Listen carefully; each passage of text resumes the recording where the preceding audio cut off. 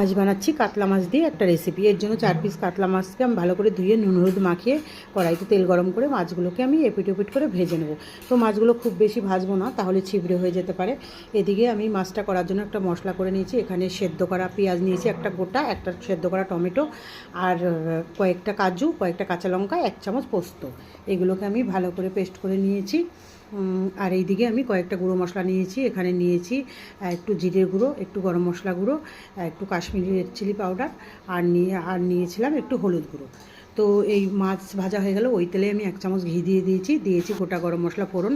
এইবার ওই মশলা পেস্টটা আমি ঢেলে দিয়েছি। এটাকে একটু কষিয়ে তারপরে ওই গুঁড়ো মশলাগুলো গোলানো ওটাকে আমি ঢেলে দিয়েছি। আবার একটু ভালো করে কষিয়ে এতে স্বাদ মতো নুন দিয়েছি।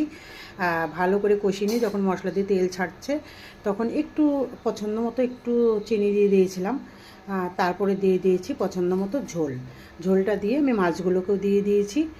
মাছগুলো যখন একটু ফুটে আসবে তখন আমি একটু এপিট ওপিট করে দেবো। এপিট ওপিট করে দিয়ে আমি এখানে আমুল দুধ 1 কাপ জলে আমি উষ্ণ গরম জলে আমুল দুধটা গুলে সেই দুধটাকে আমি দিয়ে দিয়েছি। তোমরা চাইলে লিকুইড দুধ দিতে পারো। তো এইবার আমি কিছুক্ষণ ফুটিয়ে কথা বলতে বলতে রান্নাটা একদম রেডি হয়ে গেল। তো এইবার আমি নামিয়ে নিচ্ছি। দারুণ টেস্টি এই মাছের রেসিপি। এটাকে তোমরা কোরমাও বলতে পারো।